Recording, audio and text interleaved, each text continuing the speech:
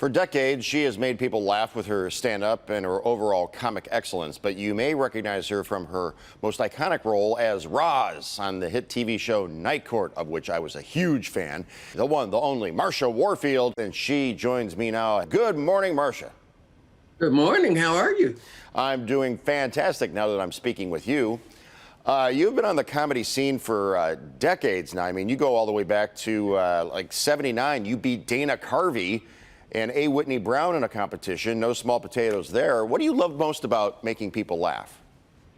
Oh, I've always liked making people laugh. When I was a kid, from the time I was old enough to talk, I was looking for the laughs and watching all the variety shows and seeing all the comedians. I like to see people happy. Well, I'll tell you what, when I was a kid, I was so happy to see something called Legends of the Superheroes. Do you have any recollection of being woman in phone booth in that notorious two-part TV spectacle? Oh, yes. That was one of my very first gigs when I got to Los Angeles, and I was very happy to get it. Had no idea where I was. They drove us out to the desert. I think I took a bus out to the desert.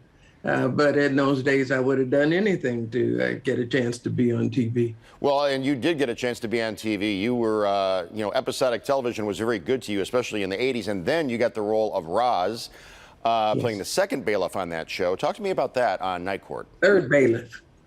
Third bailiff. Third bailiff. Yeah, that's right. I'm sorry. I stand corrected. Tell me about working on Night Court with that crack cast. Well, that was, you don't know it at the time just how impactful it is. We were just doing comedy and having fun. It was a great cast and fun to work with. And we've unfortunately lost 3 of our cast members and just lost Marky. But the time we had together, in the words of Carol Burnett, were very special. And then later you were on Empty Nest, a run of 50 episodes on that show that had its own following. If you had to pick a favorite show that you were on, whether you were regular cast or guest starring, what would it be? Oh, I'd have to go with the Richard Pryor show.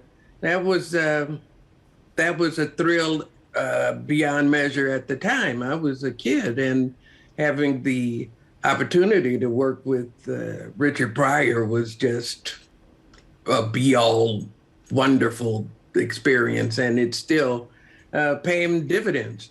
So it was probably my favorite.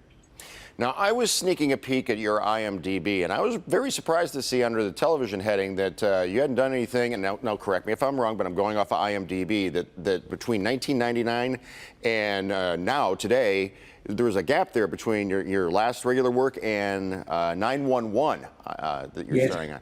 So what have you been doing during that time? Clue us. Well, I had to take some personal time, and, sometimes it stretches a little further than we like, but got a chance to get back into it after a while and see if I could still do what I do. And it's been very rewarding. I've been doing the stand-up for the past 5 or 6 years, and getting the role on 911 has been a blessing, I guess is the best way to put it. Well, I am confident that you always bring the funny. Thank you for being with us. No, thank you for having me.